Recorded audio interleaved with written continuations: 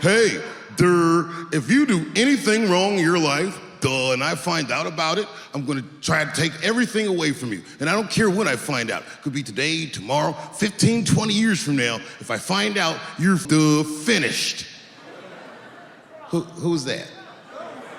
That's you. Dave Chappelle has released a new comedy special on Netflix, as you may have already heard. The special criticizes the recent trend of cancel culture as well as some of the aspects of social justice. Chappelle deviated enough from what we are traditionally allowed to speak about to get some negative attention from critics, but it seems as though audiences liked his comedy. The internet can seem tired and one-sided at times, and that is due to the fact that the loudest people on the internet are the ones that are heard and listened to, and usually they represent a very small minority. On Rotten Tomatoes, 8 critics have reviewed Sticks and Stones, his new special, with an average score of 38%. Compare that to the audience rating with over 5,000 votes and a 99% score. This is just one of the many examples out there that shows the disconnect between critics and the audiences that they review for. It's ironic that any criticism of cancel culture results in people demanding that you yourself be canceled now too. Zero self-awareness. The critics, the journalists, and the frantic voices on social media make themselves appear to be more numerous than they actually are. They use outrage on the internet to get what they want, and what they want, in this case, is for the popular funny man to validate their beliefs. It's all political for them. People like this seek to manipulate for their own ends and have no well-being in mind for those people they seek to influence. These people, these outraged social media accounts, they don't have any interest for Dave, his career, his family, or their well-being, so why should Dave Chappelle care what they think?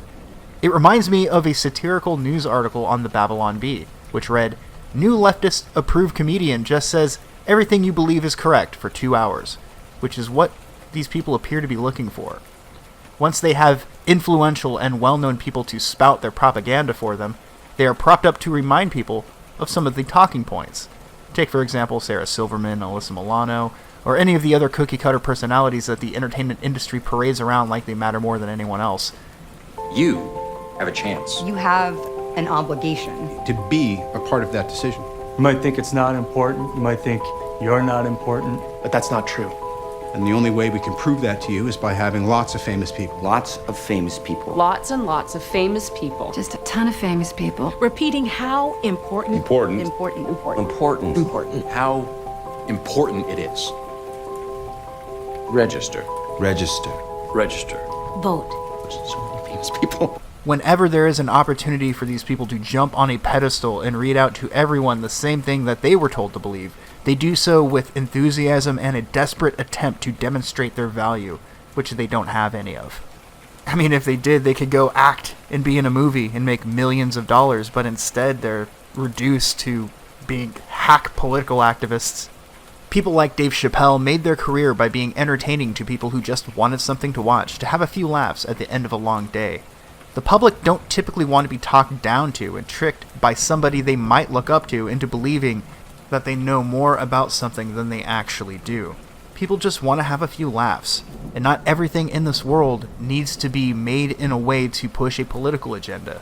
For the record, Dave Chappelle does have some political beliefs that he presents as entertainment, but it's entertaining to listen to.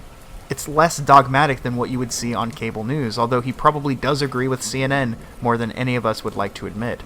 Thankfully, for both the audience and Dave Chappelle himself, he seems to be able to agree to disagree. I did watch the special myself, as I was easily manipulated into checking it out after critics started sharing their concern for his comedy on Twitter. Well, I would say that it's better than a lot of the comedy around right now, but I would not describe it as his best, nor would I give it a 99% rating. I would give it a solid 88%, a B+. There were some solid moments, a few good callbacks to jokes made earlier in the show, and a few times that I thought people might actually walk out. It was a decent comedy special, but aside from the clip that I played early on, I wouldn't say it's a must-watch. Definitely worth it if you're looking to laugh and there's nothing else on, which is par for the course for Netflix. But that'll be it for this video. People have been telling me that despite being both subscribed and having the bell activated, they still never see my videos in their subscription feed.